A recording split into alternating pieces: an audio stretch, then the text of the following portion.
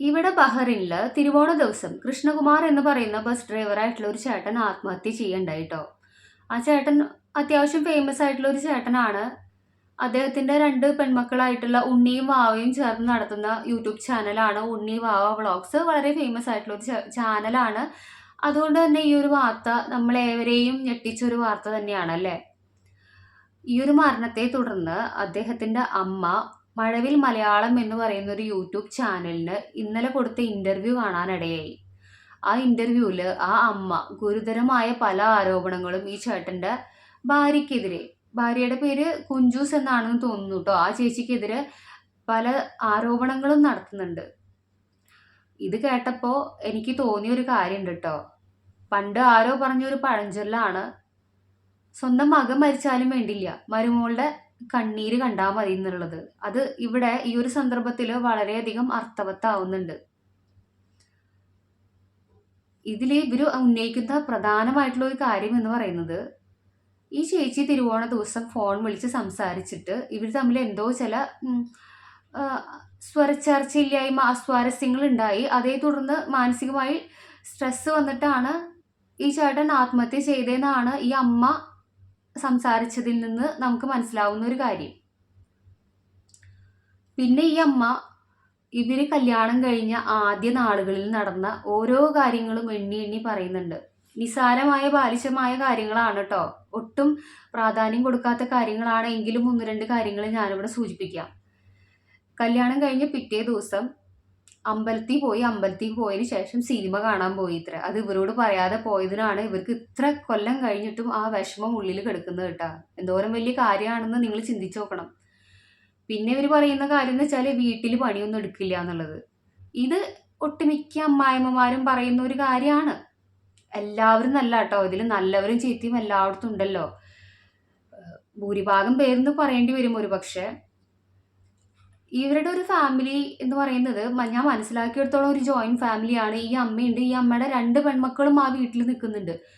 അതുകൊണ്ട് തന്നെ അവരായിരിക്കണം ഭൂരിഭാഗം പണികളും ചെയ്യാറ്. അപ്പൊ ഈ ചേച്ചി പറയുന്നുണ്ട്, ഈ ചേച്ചി ഇന്നൊരു റിയാക്ഷൻ വീഡിയോ ചെയ്തിട്ടുണ്ടായിരുന്നു. അതിൽ ആ ചേച്ചി പറയുന്നുണ്ട്, ഓരോ ആരോപണങ്ങളെയും ബുദ്ധിപരമായ രീതിയിൽ ഈ ചേച്ചി തിരിച്ചു പറയുന്നുണ്ട്.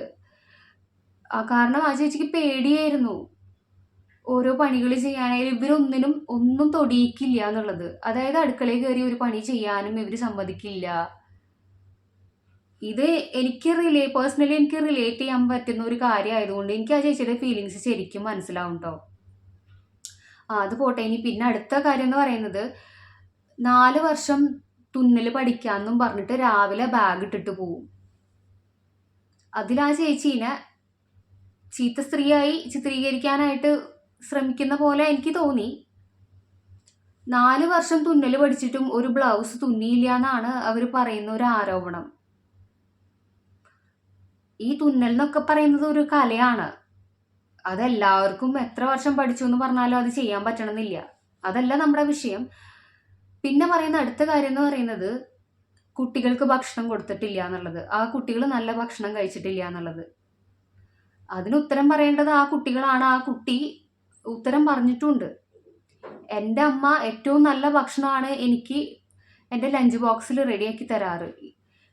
ഈ കുട്ടി സ്കൂളിൽ ചെന്നിട്ട് ലഞ്ച് ബോക്സ് ഓപ്പൺ ചെയ്യുന്ന സമയത്ത് ബാക്കി കുട്ടികളൊക്കെ വളരെ ആകാംക്ഷയോടെ നോക്കാറുണ്ട് ഇത്രേ. അത്രയും ഭംഗിയായിട്ടാണ് ഈ അമ്മ കുട്ടികൾക്ക് ലഞ്ച് ബോക്സ് പ്രിപ്പയർ ചെയ്ത് കൊടുത്തിരുന്നത്.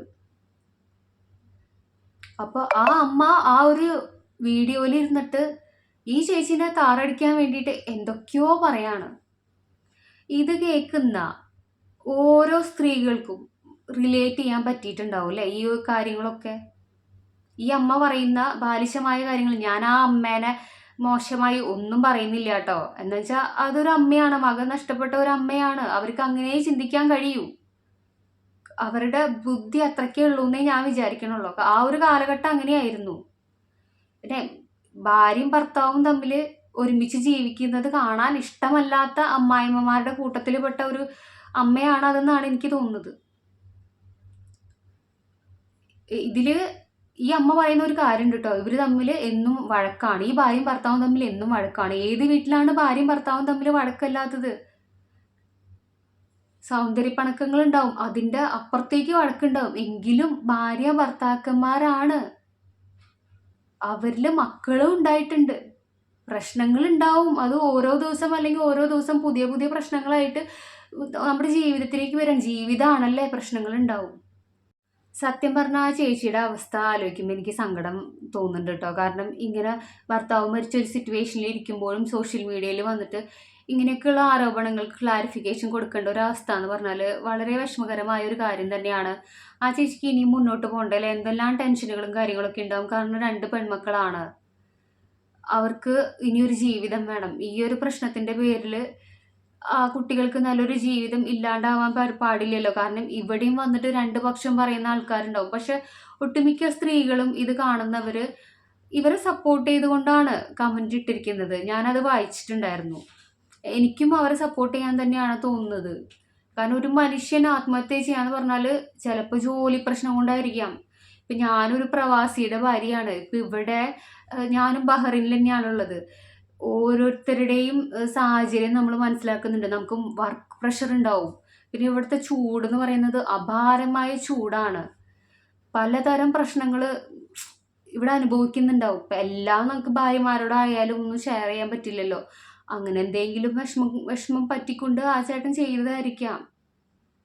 എന്തായാലും വളരെ വിഷമകരമായൊരു കാര്യം തന്നെയാണ്. ആ ചേട്ടൻ ചിന്തിക്കേണ്ടതായിരുന്നു. എന്നെ ആശ്രയിച്ച് കഴിയുന്ന ഒരു കുടുംബമുണ്ട്, എനിക്ക് 2 പെൺമക്കളുണ്ട് എന്നുള്ളത് ചിന്തിക്കേണ്ട ഒരു ആവശ്യകത ഉണ്ടായിരുന്നു. പലരും ഇന്ന് ആത്മഹത്യ ചെയ്യാതെ പിടിച്ചു നിൽക്കുന്നതിൻ്റെ കാര്യം എന്ന് പറയുന്നത് അവർക്ക് വേണ്ടിയിട്ടല്ല, അവരെ ആശ്രയിച്ച് കഴിയുന്ന കുടുംബത്തിന് വേണ്ടിയിട്ടാണ്.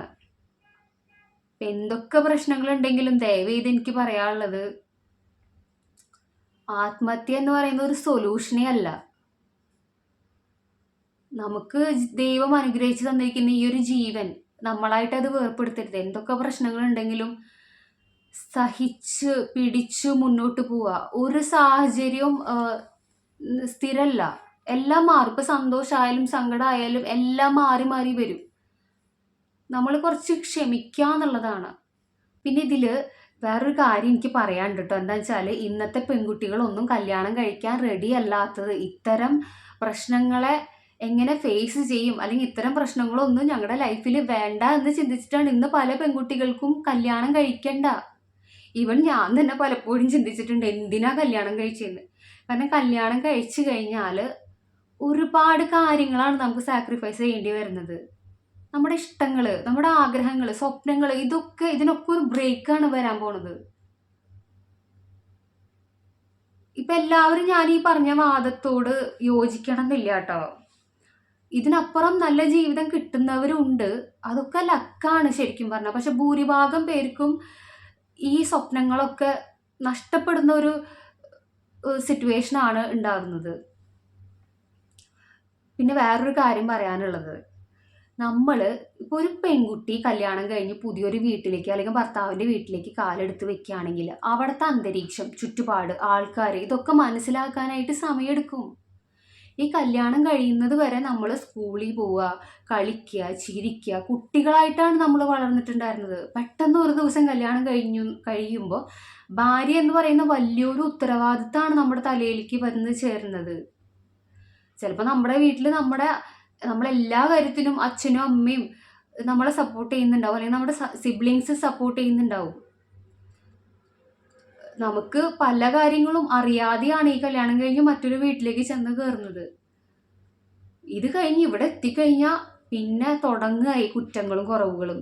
ഇങ്ങനെയൊക്കെയാണോ നിങ്ങൾ മോളെ പഠിപ്പിച്ചു വിട്ടത്? സത്യം പറഞ്ഞാൽ പലരും ചിന്തിക്കുന്നു, പല അമ്മായിയമ്മമാരും അമ്മായിച്ചന്മാരും ചിന്തിക്കുന്നുണ്ട് ഇവരെ നോക്കാൻ വേണ്ടിയിട്ടാണ് ഈ ഒരു പെണ്ണിനെ കെട്ടിക്കൊണ്ടുവന്നിരിക്കുന്നതെന്ന്. നമ്മൾ നോക്കും, ഓഫ്കോഴ്സ് നമ്മൾ നമ്മുടെ ഭർത്താവിൻ്റെ അച്ഛനും അമ്മയുമാണ്, അവരെ സ്വന്തം അച്ഛനും അമ്മയും പോലെ നമ്മൾ കണ്ടു നോക്കും. അതിന് സമയമെടുക്കൂല്ലേ അവരെങ്ങനെ നമ്മളോട് പെരുമാറുന്നു, നമ്മൾ അവർക്ക് കൊടുക്കുന്ന സ്നേഹം, അല്ലെങ്കിൽ അവർ നമുക്ക് കൊടുക്കുന്ന സ്നേഹത്തിൻ്റെ ഒരു റിഫ്ലക്ഷനാണ് നമുക്ക് അങ്ങോട്ട് കൊടുക്കാൻ പറ്റുക. ഇവര് ഈ കുറ്റങ്ങളും കുറവുകളും പറയാണ്, അല്ലെങ്കിൽ ഏത് സമയം നോക്കിയാലും ഒരു സ്വസ്ഥത തരില്ല. നമ്മുടെ ഒരു ഭർത്താവ് ഭാര്യ ജീവിതത്തിൽ പ്രശ്നങ്ങൾ ഉണ്ടാക്കുകയാണെങ്കിൽ എങ്ങനെ നമുക്ക് ഇവരെ ആത്മാർത്ഥമായി സ്നേഹിക്കാൻ പറ്റും? അഭിനയിക്കാൻ പറ്റുന്നവർക്ക് അഭിനയിച്ച് ജീവിക്കാം കേട്ടോ. പക്ഷെ ഞാൻ എന്നൊക്കെ പറഞ്ഞാൽ റിയലിസ്റ്റിക് ആയിട്ടുള്ള ആളാണ്. അതുകൊണ്ട് തന്നെ നമുക്ക് എന്ത് കിട്ടുന്നു എന്നനുസരിച്ചിട്ട് അങ്ങോട്ട് തിരിച്ച് പെരുമാറാനേ പറ്റുള്ളൂ. സ്നേഹം തരുവാണെങ്കിൽ ഓഫ് കോഴ്സ് നമ്മൾ സ്നേഹം കൊടുക്കും. പക്ഷെ വെറുപ്പ് തരുവാണെങ്കിൽ ആരായാലും വെറുപ്പല്ലേ തിരിച്ചു കൊടുക്കുള്ളൂ. ശരി, കുറേ പരിധി വരെയൊക്കെ നമ്മൾ ക്ഷമിച്ചും സഹിച്ചും എല്ലാം പോട്ടെ എന്ന് വെക്കും. കാരണം നമ്മുടെ ഭർത്താവിൻ്റെ അച്ഛനാണ്, അമ്മയാണ്, കുടുംബമാണെന്നുള്ള രീതിക്ക് നമ്മൾ അഡ്ജസ്റ്റ് ചെയ്ത് ജീവിക്കാൻ ശ്രമിക്കും. പക്ഷെ ഇതൊരു ലിമിറ്റ് കഴിയുമ്പോൾ നമുക്ക് താങ്ങാൻ പറ്റാത്തൊരവസ്ഥയാകുമ്പോൾ ആരായാലും പൊട്ടിത്തെറിച്ചു പോകും. അവസാനം നമ്മൾ നമ്മുടേതായിട്ടുള്ള ഒരു കുടുംബമായി മാറി താമസിക്കാനൊക്കെ തുടങ്ങും. പക്ഷെ അങ്ങനെ ഒരു മാറി താമസിക്കുന്ന ഘട്ടം വരുന്നത് വരെ നമ്മൾ ചെയ്തിട്ടുള്ള ഒരു സ്ട്രഗിൾ എന്ന് പറയുന്നത്, കാരണം ഭർത്താവും ഭാര്യയുടെയും ഇടയിലുള്ള പ്രശ്നങ്ങൾ കൊണ്ടാവില്ല ഒരു വഴക്കുണ്ടാക്കുന്നത്. പുറമേയുള്ള ബാക്കിയുള്ളവർ കൊടുക്കുന്ന സ്ട്രെസ്സും കാരണം കൊണ്ടൊക്കെ ആയിരിക്കണം ഇവർ തമ്മിൽ ഈ പ്രശ്നങ്ങൾ ഉണ്ടാവുക. അത് കഴിഞ്ഞ് ഇതൊക്കെ സ്വയം മനസ്സിലാക്കി വരുന്ന ഒരു സന്ദർഭത്തിൽ നമുക്ക് ഒരുപാട് കുറ്റബോധം ഉണ്ടാവും. ഈ അവരും ഇവരൊക്കെ നമ്മുടെ ജീവിതത്തിൽ കിടന്ന് ഓരോ അഭിപ്രായങ്ങൾ പറഞ്ഞ് പ്രശ്നങ്ങൾ ഉണ്ടാക്കുമ്പോഴേ സന്തോഷിച്ച് ജീവിക്കാൻ പറ്റുന്ന എത്രയേറെ നിമിഷങ്ങളാണ് ഈ തല്ലൂടി കഴിഞ്ഞു പോയിട്ടുണ്ടാവുക.